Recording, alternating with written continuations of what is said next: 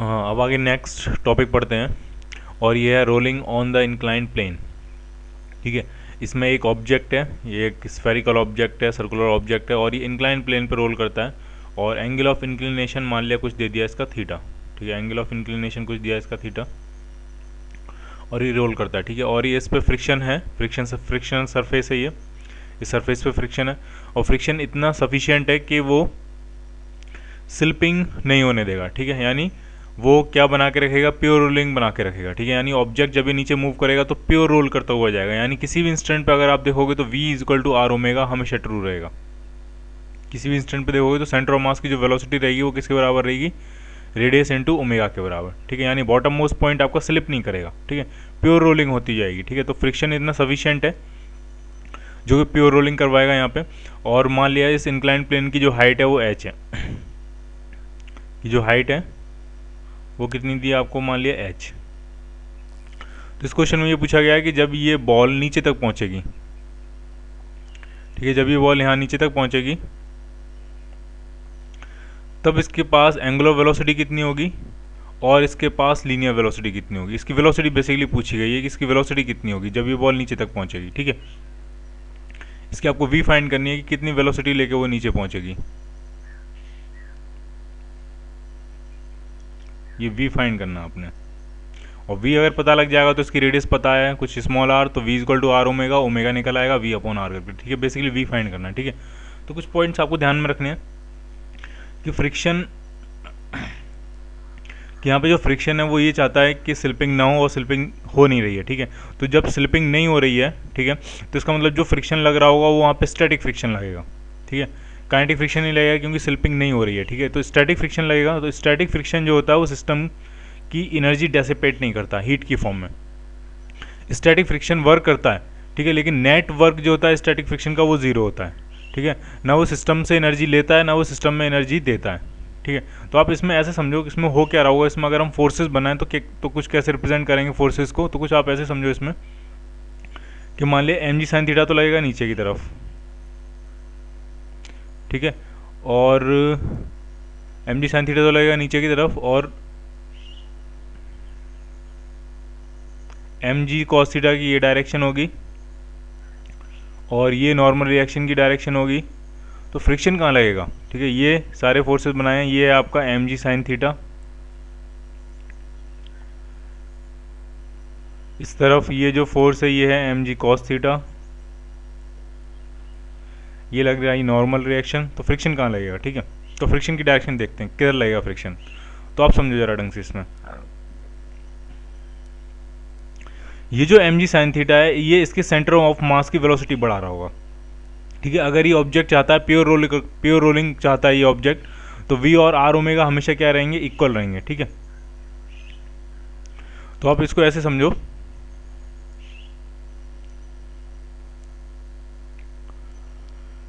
ठीक है, यहाँ पे आपको देखना है कि ये जो एम जी साइन थीटा है ये इसके सेंटर ऑफ मास की वेलोसिटी इंक्रीज करता जाएगा। ये वी सी एम जो है, ये जो v है वो इंक्रीज करता जाएगा। ठीक है, और अगर v इंक्रीज हो रही है तो ओमेगा भी इंक्रीज होनी चाहिए, यानी ओमेगा कुछ इस तरह से होगी, क्योंकि हर जगह कहीं भी स्लिपिंग नहीं हो रही है, प्योर रोलिंग होनी है, तो v equal to are omega हर जगह ट्रू रहेगा। तो अगर एम जी साइन थीटा v बढ़ाता जा रहा है, v को इंक्रीज करता जा रहा है एम जी साइन थीटा, ठीक है, तो कोई ना कोई फोर्स ऐसा होना चाहिए जो ओमेगा को इंक्रीज करेगा। ठीक है, अच्छा अब अगर देखो ना r ना एम जी कॉस थीटा और ना एम जी साइन थीटा, ये तीनों में से कोई भी एक ऐसा फोर्स नहीं है जो सेंटर के अबाउट टॉर्क प्रोवाइड करे, क्योंकि ये तीनों फोर्स कहाँ से पास करते हैं, सेंटर से।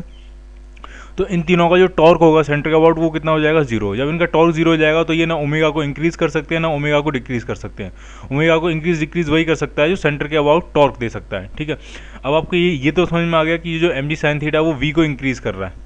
ठीक है, तो कोई ना कोई फोर्स ऐसा होना चाहिए जिसका टॉर्क किसको इंक्रीज करे, ओमेगा को इंक्रीज करे। तो वो फोर्स सिर्फ कौन सा हो सकता है, वो फोर्स हो सकता है सिर्फ फ्रिक्शन फोर्स। ठीक है, तो इसमें इस केस में जो फ्रिक्शन फोर्स एक्ट करेगा वो करेगा बैकवर्ड डायरेक्शन में, कुछ इस तरह से एक्ट करेगा फ्रिक्शन फोर्स बैकवर्ड डायरेक्शन में। ये फ्रिक्शन फोर्स की डायरेक्शन है। अब आप देखो जरा ढंग से क्या फ्रिक्शन फोर्स का टॉर्क ओमेगा को इंक्रीज करेगा? बिल्कुल इंक्रीज करेगा। अगर आप सेंटर के अबाउट देखोगे फ्रिक्शन फोर्स का टॉर्क, तो वो क्लॉकवाइज डायरेक्शन में, और ओमेगा भी किस डायरेक्शन में? क्लॉकवाइज डायरेक्शन में। तो जो फ्रिक्शन फोर्स का टॉर्क होगा, ठीक है, वी को कौन इंक्रीज करने की कोशिश कर रहा है? एम जी साइन थीटा, ठीक है। और फ्रिक्शन फोर्स को और ओमेगा को कौन इंक्रीज करने की कोशिश कर रहा है? तो वो है टॉर्क ऑफ फ्रिक्शन फोर्स, ठीक है। फ्रिक्शन फोर्स का टॉर्क क्लॉकवाइज है, ओमेगा भी क्या है? क्लॉकवाइज, ठीक है। तो वी भी इंक्रीज होता जाएगा, ओमेगा भी इंक्रीज होता जाएगा, और ये कुछ इस हिसाब से इंक्रीज करेंगे ताकि किसी भी इंस्टेंट पे आप इनको देखोगे तो v equal to are omega relation हमेशा ट्रू रहेगा।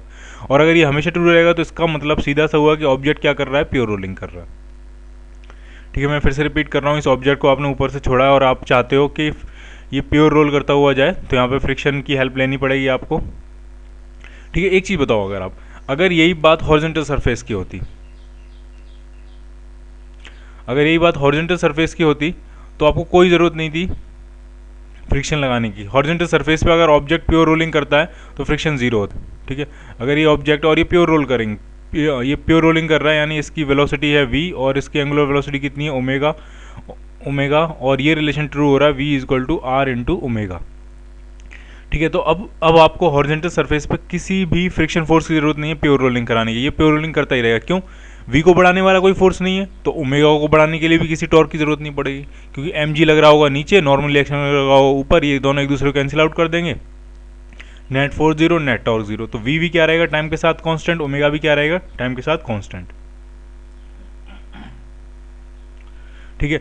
तो इस केस में जब ऑब्जेक्ट हॉरिजॉन्टल सरफेस पे प्योर रोलिंग करता है तो उसकी स्पीड कांस्टेंट रहती है और ओमेगा भी कांस्टेंट रखते हैं हम, ठीक है। तो v equal to are omega हमेशा ट्रू रहता है, तो किसी भी फ्रिक्शन फोर्स की आपको जरूरत नहीं पड़ती। लेकिन यहाँ इंक्लाइन प्लेन पे कहानी अलग है, ठीक है। यहाँ पे क्या लग रहा है? एम जी साइन थीटा लग रहा है। तो एम जी साइन थीटा जो क्या करेगा? कंटिन्यूसली v को इंक्रीज करता जाएगा। तो कोई ना कोई फोर्स का टॉर्क आपको चाहिए ही चाहिए जो किसको इंक्रीज करे? ओमेगा को इंक्रीज करे, ठीक है। तो normal reaction m g cos theta, m जी साइन थीटा, इनमें से कोई भी फोर्स टॉर्क प्रोवाइड नहीं कर सकता। क्यों नहीं प्रोवाइड कर सकता? क्योंकि ये तीनों कहाँ से पास करते हैं? सेंटर से। तो सेंटर के अबाउट इन तीनों का टॉर्क कितना हो जाएगा? जीरो, ठीक है। तो अब बचा कौन सा फोर्स? अब बस फ्रिक्शन फोर्स बचा है, ठीक है।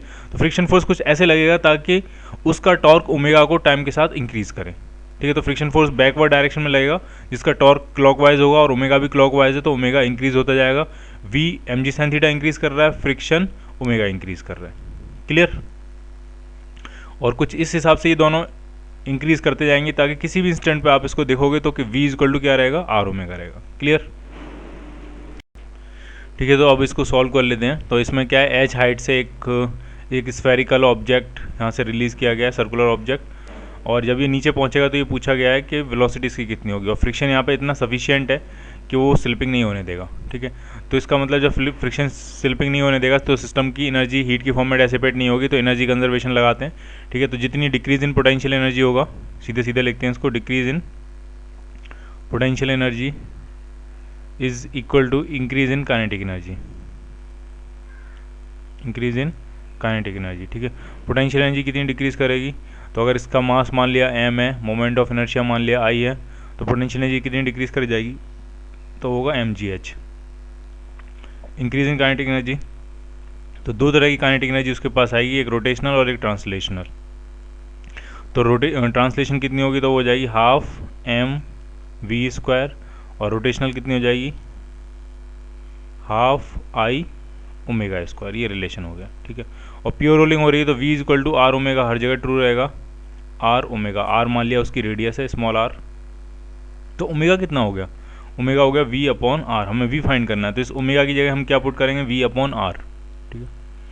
तो ये हो गया m g h is equal to half m v square plus half I omega square. Omega square की जगह क्या हो जाएगा? V square upon are square, ठीक है। हाफ हाफ कॉमन लेके इस तरफ चला गया तो ये 2mgh हो जाएगा,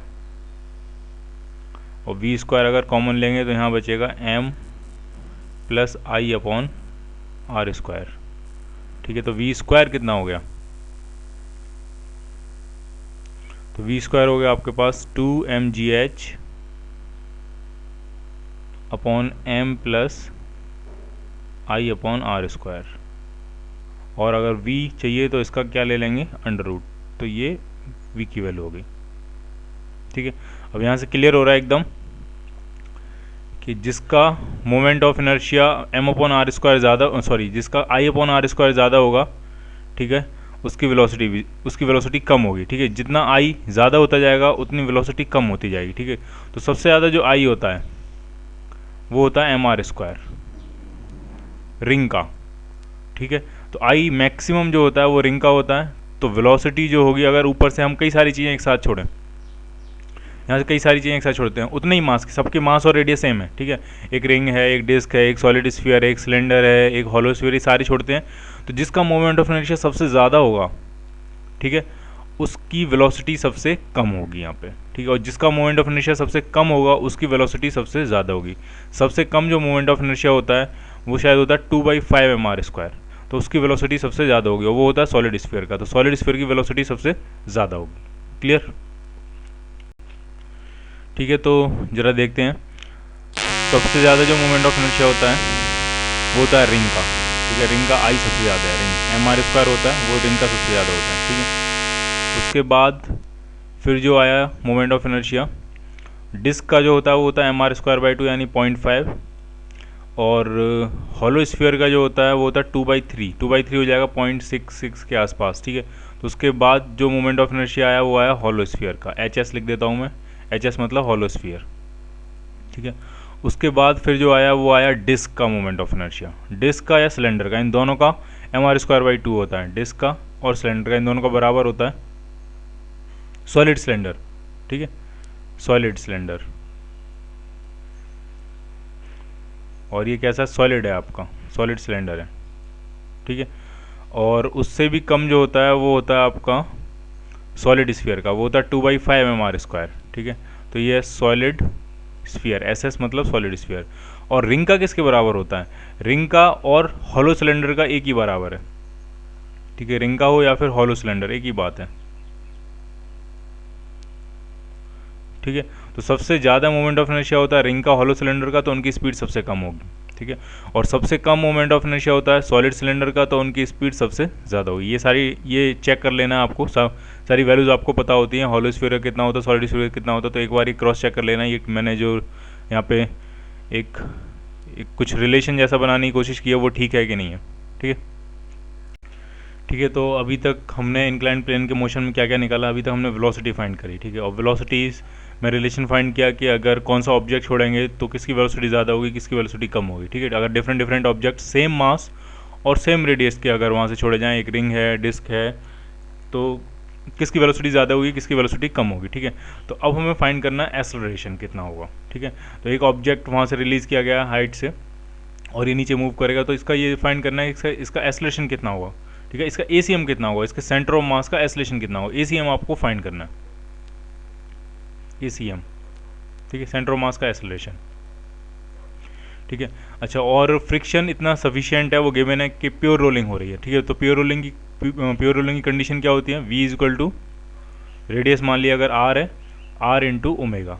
अगर इसको डिफ्रेंशिएट कर देंगे तो प्योर रोलिंग की एक और कंडीशन बन जाती है कि जो एक्सेलरेशन होगा वो R अल्फा के बराबर होगा। ये किसका एक्सेलरेशन है, ये सेंटर ऑफ मास का एक्सेलरेशन। ये वेलोसिटी किसकी थी, ये सेंटर ऑफ मास की वेलोसिटी थी, ठीक है। तो सेंटर ऑफ मास का जो एक्सेलरेशन होगा वो किसके बराबर होगा, R अल्फा के बराबर हो। ये भी एक कंडीशन होती है प्योर रोलिंग की, उसी को बस डिफ्रेंशिएट कर दिया, ठीक है। तो अगर इक्वेशंस लिखें तो इसमें हम दो इक्वेशंस लिखेंगे, एक तो ट्रांसलेशन मोशन की इक्वेशन लिखेंगे और एक रोटेशनल मोशन की इक्वेशन लिखेंगे, ठीक है। तो ट्रांसलेशन मोशन की इक्वेशन लिखते हैं। तो नीचे की तरफ फोर्स लग रहा है mg sin थीटा, ऊपर की तरफ फ्रिक्शन लग रहा है। अच्छा, ये जो सर्कुलर ऑब्जेक्ट है तो इसका मास मान लिया m है और इसका मोमेंट ऑफ इनर्शिया मान लिया I है, ठीक है। इसका एक्सेलरेशन कितना है, तो मान लिया वो a है, ACM, और इसका एंगुलर एक्सेलरेशन कितना है, तो वो मान लिया कितना है, अल्फा है, ठीक है। ये अगर आगे एक्सेलरेट करेगा तो इसका एंगुलर एक्सेलरेशन भी कुछ ना कुछ होना चाहिए, तो वो कितना मान लिया, अल्फा है, ठीक है। तो रिलेशन लिखते हैं, सबसे पहले ट्रांसलेशनल मोशन की इक्वेशन लिखते हैं। तो नेट फोर्स जो होगा वो होगा mg sin theta minus FR। Net force is equal to mass small m कर देते हैं, इसको स्मॉल m यूज़ किया हमने, तो मास हो जाएगा स्मॉल m इंटू एक्सेलरेशन कितना हो गया, ACM, या A लिख देते हैं उसको, ठीक है, या ACM ही कर देते हैं उसको, ठीक है।